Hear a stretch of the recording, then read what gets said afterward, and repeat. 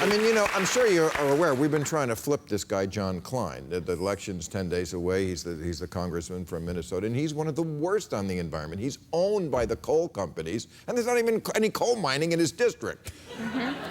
And, of course, he's the worst one on raising rates for college loans also. So, you know, if college kids can't come out to vote for this issue, I don't know what's going to motivate them, but they are bad at coming out to vote. What is your take on that? Well, I don't know if there's a reason why my generation thinks that our vote will have an impact. I was reading some statistics, and 20% of my generation thinks that our government won't do the right thing. Our government has been taken over by corporations, and corporate interests outweigh our interests. But that's where divestment comes in, because the other purpose of divestment is to say that we need to focus on corporate influence and weaken the influence of the fossil fuel industry and simultaneously build a movement of people's influence. Divestment is a tactic where anyone can be involved because we're all part of an institution. But wait, it sounds like you're giving up on the vote.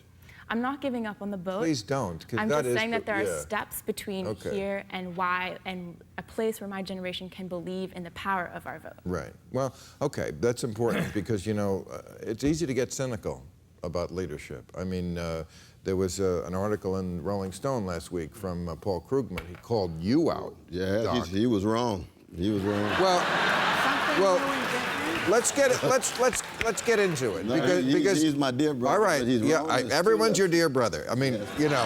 No, the sisters are not. The sisters are sisters. Right, I've yet to hear anybody who.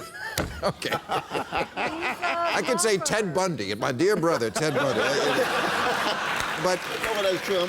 I'm a love warrior. I'm a love warrior. But the connection between arbitrary corporate power and arbitrary police power. So what's going on in Ferguson with the Ashley Yateses and the Tef Poles and the Alexis Templetons and the Tory Russells connected with the Chloe Maxmin, you get that prophetic fire coming together in a coalition. It's the corporations that are unaccountable, leading toward what you're talking about, and it's the police when they're arbitrary in their killing of too many young folk. Yeah, if you don't vote, then none of it means a damn.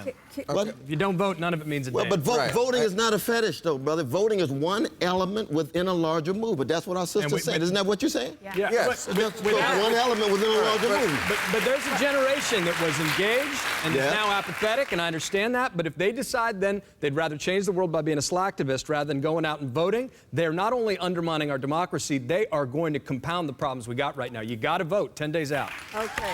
No, I agree. All right. Yes.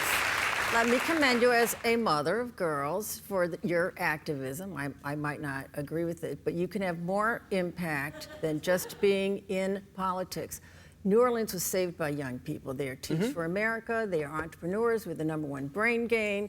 We're the #1 startup. These are all young people making inventions. You're the first iPad generation. You have endless choices. You're practical. You're not cynical. They're not apathetic.